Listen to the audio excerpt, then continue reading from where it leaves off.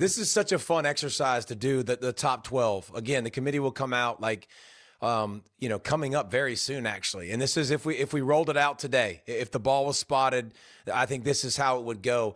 Some interesting shakeups, okay? Miami's still at 1. We've made that very clear how we feel on C-Ball, Get Ball, what they've done. Number 2, the number 2 team in the country, freshly minted, the Indiana Hoosiers. Why, you say? How about a big win at Oregon against a really good team that people have been talking about might be the best team in the country? A statement win. Maybe we just go common opponent with Ohio State. They played Illinois. Frying pan met head. Won by 50. Ohio State, obviously, it was a more competitive game. That, again, they use head-to-head in the committee, and they use common opponents. I'm using common opponents right there. They haven't played yet, so it's something, obviously, that's something to consider. So Ohio State now becomes 3. Again, I'm going to say this, and I'm going to say this loud for you. And I hope we clip this and share this because we need to share this. If you ask me to bet my paycheck, like this ranking's on what you've done up until this point, who you've beaten. If you're asking me to bet my house or my paycheck or my money on who I think will win the national championship, I'm betting Ohio State. Like, they didn't deter me away from that this week with another professional buttoned-up win and that force field that still exists on the goal line, which is unbelievable. It's absolutely unbelievable. Texas A&M climbs to number 4. How do you not like what you're seeing from Texas A&M? How do you not like what Micah Elko's done? Like, on third downs now, I think it's like 3 for 30 in the last 3 weeks or something. It's just stupid. They're getting it together. Moss dinged up, Concepcion dinged up, still find a way to win. I still think there's more in the tank from Marcel Reed. I still think you can run them in bigger games. I think Texas A&M's proven they're really, really good. Hotty toddy, gosh almighty, coming in at 5. Ole Miss, huge week at Georgia. Big time. They struggled a little bit against Washington State. It was a 24-21 game. It wasn't pretty. This is week to week. That goes into it, right? So, that was a little bit of a struggle bus. I still think Ole Miss is a really good team. Texas Tech at 6. Flying tortillas, right? Just spinning tortillas out there with them at 6. Been taking care of business.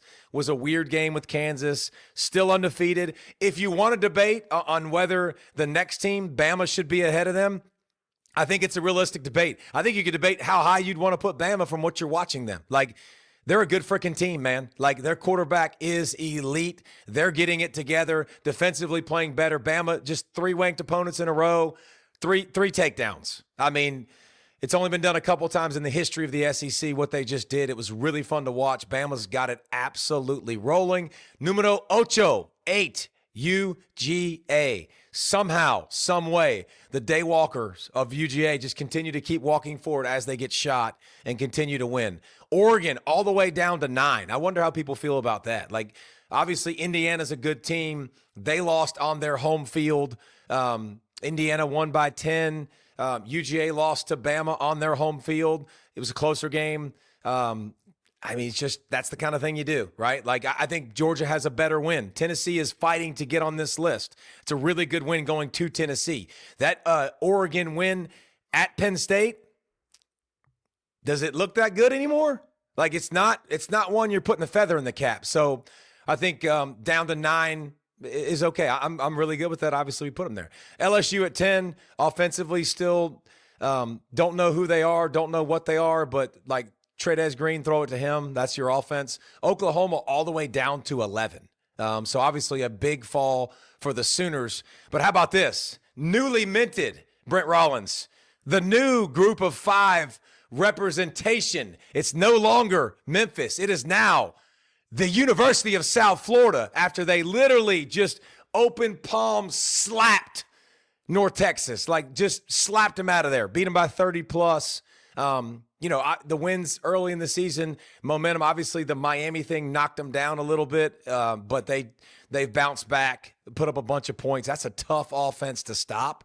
Really, really tough. So there's your top 12, man. Big time adjustments. And this is how it should be, I think, man. Like, I think week to week we should take these and we should really, really look at them and see who rises. And I'm perfectly fine with Indiana going way up. Brent, you good with Indiana going way up, and you good with my top 12? I like it.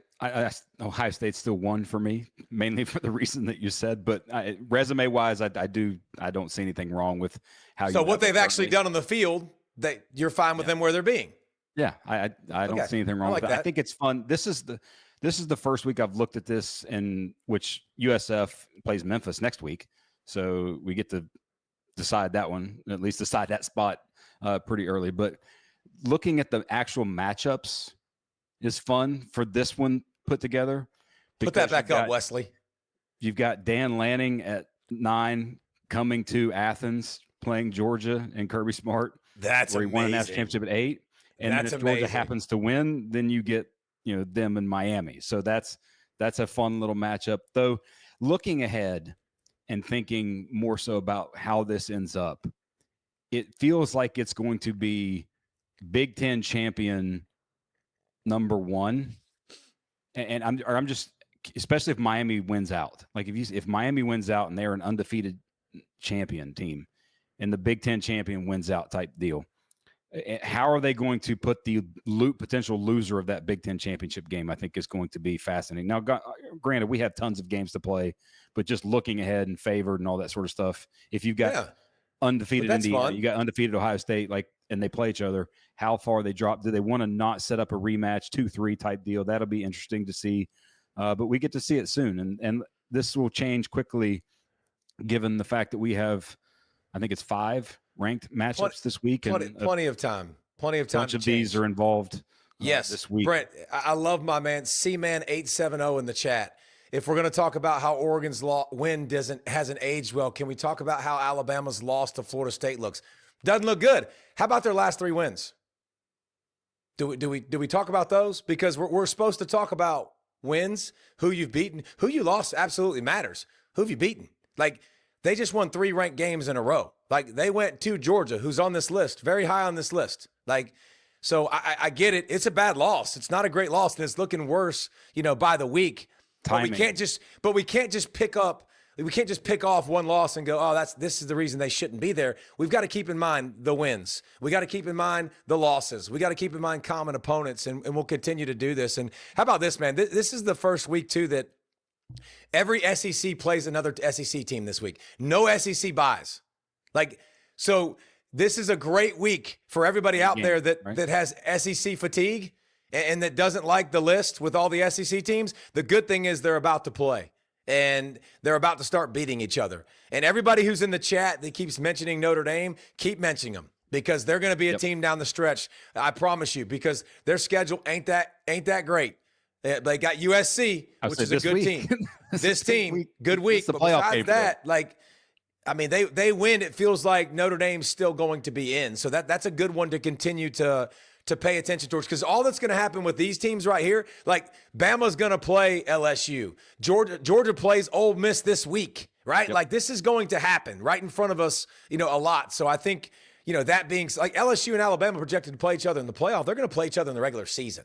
So it's fun. It's so fun to talk about. It's so fun. I love that people get upset about it too. That's fantastic. But in the end, it always works itself out. It always does.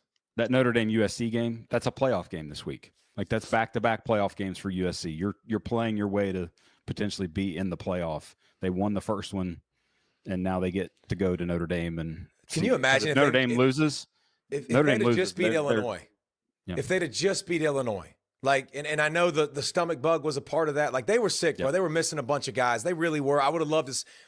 I think there's a good chance they do win that game if they're healthy. Like, I hate to say that. I can't say that because I don't know, which stinks. But I still think USC, if they play Notre Dame really, really well and still hang around, maybe they're still in this mix. But, man, they're a good team. Like, Lincoln Riley has done a freaking awesome job.